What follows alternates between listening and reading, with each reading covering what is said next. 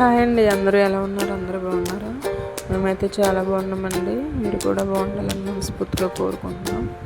Welcome to my channel Ammu's kitchen and blog. ఈరోజు మన video ఏంటంటే అరిసెలు అయితే చేసామండి. క్రిస్మస్కి అయితే ఇంకా పప్పులా వండుకుంటారు కదండి. మీరేం వండుకున్నారో కామెంట్ చేయండి.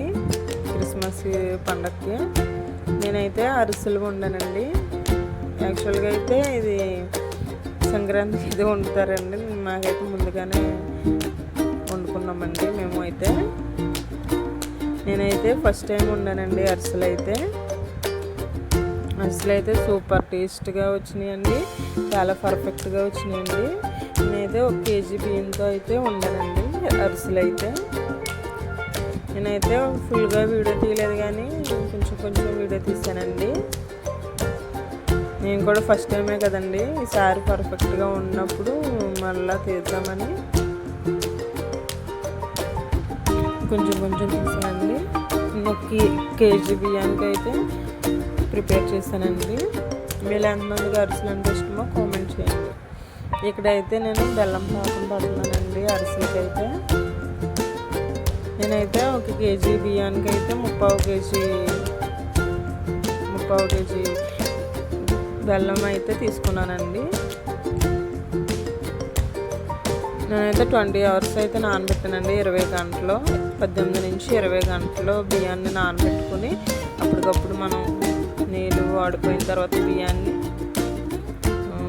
మిల్లులోకి ఇచ్చి ఆడించుకోవాలండి. బియ్యాన్ని మనం ఇంటికాడ ఆడించుకోవడం కన్నా అక్కడ మిల్లులో ఆడింది అయితే చాలా టేస్ట్గా ఉంటుందండి. స్మూత్గా ఉంటుంది బియ్యం, ఎక్కడ కూడా గడ్డలు లేకుండా. ఇక్కడైతే పాకం పట్టినప్పుడు అయితే వేరే వాళ్ళు హెల్ప్ తీసుకోవాలండి. నాకైతే మా హస్బెండ్ అయితే హెల్ప్ చేశారు. ఆయన కలుపుతుంటే నేను పిండి వేసేదాన్నండి. అలాగా వెంటనే కలపాలండి, లేదంటే పాకం అయితే గట్టి పడిపోతే మనకి అంత టేస్ట్గా అనిపోదు, సరిగ్గా కూడా రావండి. ఫస్ట్ టైం చేసినా కానీ చాలా పర్ఫెక్ట్గా వచ్చినాయండి. నాకైతే చాలా హ్యాపీగా అనిపించింది. ఎక్కడ ఫెయిల్ అవ్వకుండా మంచిగా వచ్చింది. ఎవరైనా హెల్ప్ తీసుకుని చేయాలండి అరిసెలు. ఒకళ్ళమే చేయాలనుకోకూడదు, చేయలేము కూడా. ఎవరో హెల్ప్ అయినా తీసుకుంటే కొంచెం మనకి బాగుంటుందండి. ఇక్కడైతే పాకం పట్టేసానండి. పట్టేసిన తర్వాత మనం చలివిడి వచ్చేంత వరకు చూసారా, థిక్ కన్సిస్టెన్సీ వచ్చింది. అది వచ్చేంత వరకు మనం కలుపుకుంటూనే ఉండాలండి, పిండి అడ్జస్ట్ చేసుకుంటూ. ఇక్కడైతే నేనైతే అరిసెల కింద చేసి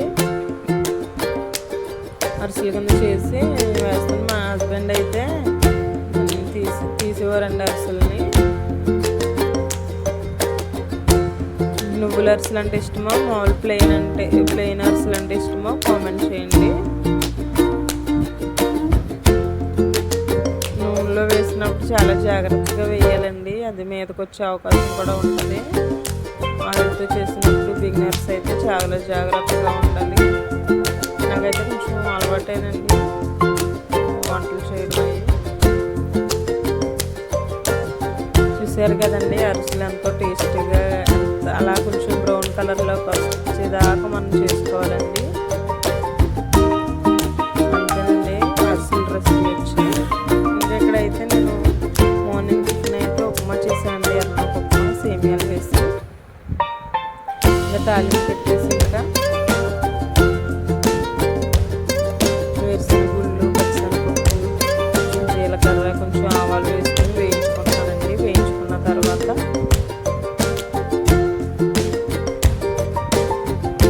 నేనైతే ఆయిల్లో వేస్తానండి. ఉప్మా రవ్వని అయితే ఆయిల్లో వేయిస్తాను. చూసాను కదండి, నేను ఆయిల్లో వేస్తే పచ్చివాసన ఉండదండి. మామూలు డైరెక్ట్ వాటర్లో వేస్తే కొంచెం వేరే టేస్ట్ వస్తుందండి. నేను ఎప్పుడు చేసినా కానీ ఇలాగే చేస్తాను. ఇంకైతే కొన్ని సేమియాలు ఉంటాయి, అవి కూడా వేసేసానండి. ఉప్మా అయితే చాలా టేస్ట్గా ఉందండి. దీంట్లో అయితే ఏదన్నా పచ్చడి ఉంటుంది కదండి, రోటి పచ్చడి కానీ, నేనైతే టమాటా పచ్చడి వేసుకుని తిన్నామండి మేమైతే. అయితే. ఇంకా ఇది అయిపోయిన తర్వాత అయితే నేను లంచ్ రెసిపీస్లోకి వచ్చేసి చిక్కుడుకాయ వేపు చేసానండి. చిక్కుడుకాయ ఇంకా వంకాయ కలిపి ఎప్పుడు వండేలాగా కాకుండా ఇలా డిఫరెంట్గా కర్రీస్ చేసుకుంటే ఎంత టేస్ట్గా ఉంటాయండి.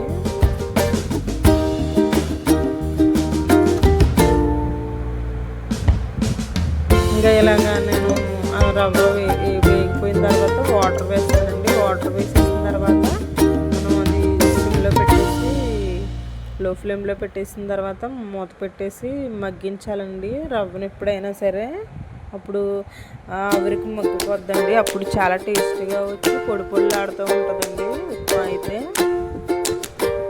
చూసారు కదండి, చాలా పొడి పొడిలాడుతూ వచ్చింది. అలా లో ఫ్లేమ్లో పెట్టుకుని మనం మూత పెట్టి మగ్గిస్తే ఉప్మా చాలా టేస్టీగా ఉంటుందండి. ఇంకా టీ కూడా పెట్టేసానండి.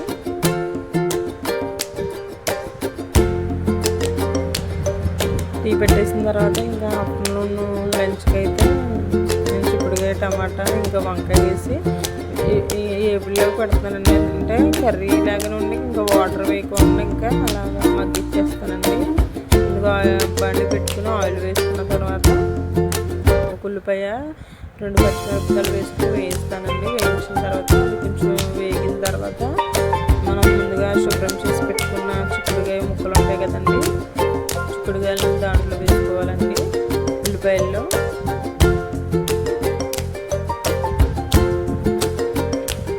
ఉల్లిపాయల్లో వేసుకుని వేయించుకోవాలండి. సిమ్లో లో ఫ్లేమ్లో పెట్టుకోవాలండి. లో ఫ్లేమ్లో పెట్టుకుని మనం మగ్గించుకోవాలండి దాన్ని బాగా.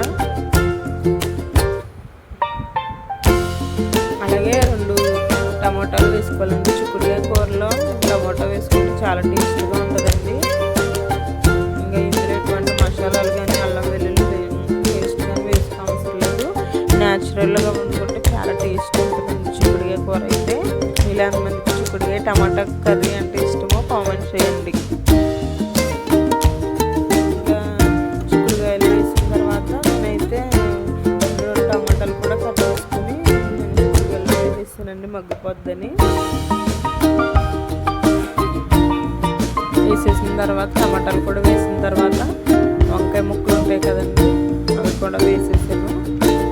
కట్ చేసుకుని వేసుకున్నాక అప్పుడు కొంచెం సాల్ట్ వేసుకోవాలండి తగినంత. చూసారు కదండి ఎలా మగ్గినాయో, అలా మనం స్లోగా మగ్గించుకోవాలండి.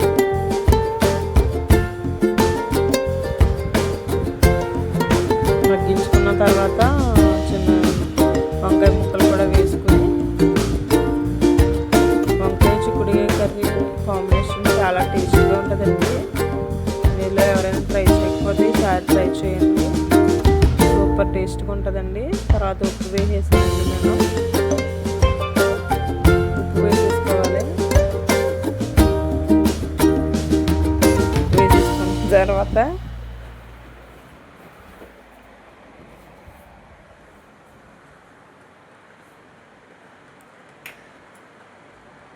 మూత పెట్టి మగ్గించుకోవాలండి.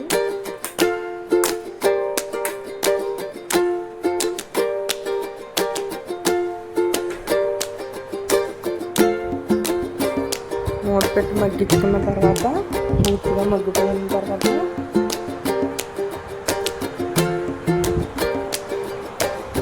ఒకసారి కలుపుకోవాలండి. మనకు తెలిసిపోద్దండి చిక్కుడుకాయలు వంకాయలు మగ్గిపోయినాయి లేదు, మనకు తెలిసిపోద్దండి. కొంచెం కలర్ కూడా చేంజ్ అయిపోద్ది.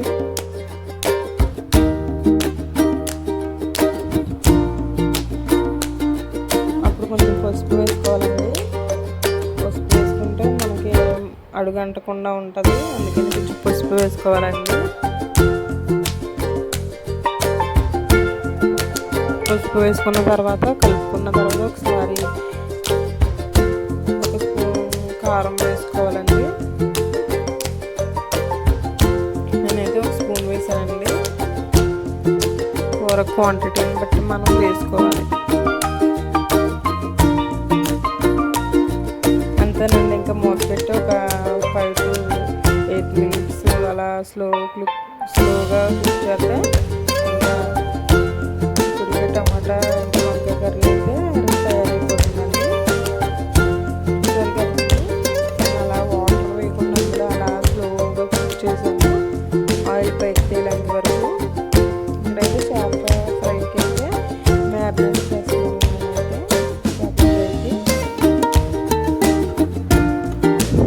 నేనైతే సాల్ట్, కొంచెం పసుపు, కొంచెం మసాలా ఉంటుంది కదండి, ధనియాలు జీలకర్ర పొడి, ధనియాలు జీలకర్ర వెల్లుల్లి చేసిన మసాలా ఉంటే నా దగ్గర అది వేసానండి. ఇంకా కొంచెం వెల్లుల్లి పేస్ట్, కొంచెం సరిపడా కారం వేసుకుని, గరం మసాలా ఉంటుంది కదండి అది కూడా కొంచెం వేసుకోవాలి. మీ దగ్గర నిమ్మకాయలు ఉంటుంది కానీ నిమ్మకాయ రసాన్ని కూడా వేసుకోవచ్చు. నా దగ్గర అయితే నేను నిమ్మకాయలు లేవండి, ఇలా వేసేసాను. ఇంకా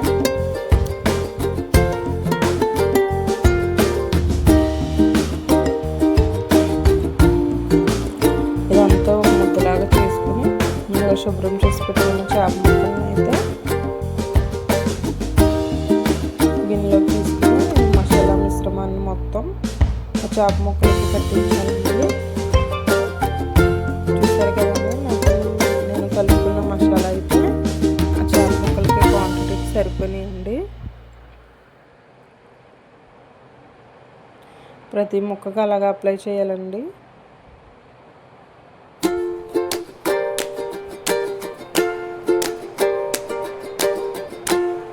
చూసారు కదండి, మొత్తానికి అప్లై చేసాను అయితే మొత్తం చేప ముక్కలకైతే అలా కొంచెం మసాజ్ చేసినట్టు వాటికి చేతితో అలా మొత్తం మ్యారినేట్ చేసి కలపాలండి. మొత్తం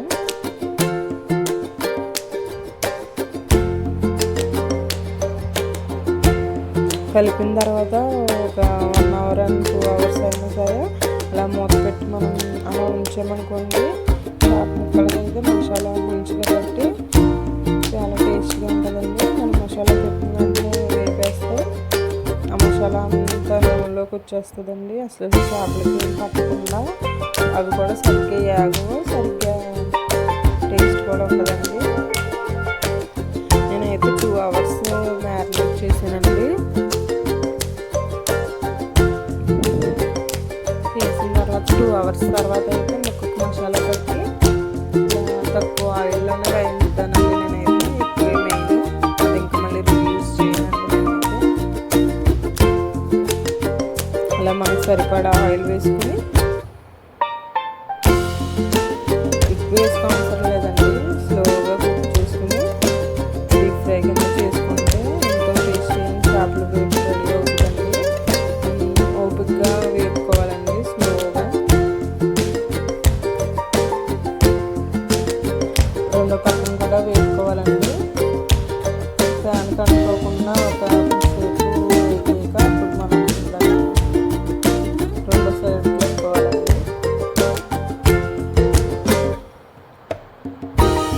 అంతేనండి, చేపల ఫ్రై చాలా ఈజీగా ఉంటుందండి. ఇలా అందుకని చేపల ఫ్రై ఇష్టమా చేపల కూర ఇష్టమా కామెంట్ చేయండి. నాకైతే రెండు ఇష్టమేనండి, చేపల ఫ్రై ఇష్టమా చేపల కూర ఇంకా ఎక్కువ ఇష్టమండి నాకైతే. అంతేనండి, వీడియో కనుక మీకు నచ్చినట్లయితే లైక్ చేయండి, షేర్ చేయండి, సబ్స్క్రైబ్ చేసుకోండి. వీడియోని ఎక్కడ కూడా స్కిప్ చేయకుండా చూడండి. వీడియో ఫుల్ వీడియో ఉంటుంది మన ఛానల్లో. ఇంకా మరిన్ని వీడియోస్ మన ఛానల్లో ఉంటాయండి. Thank you for watching.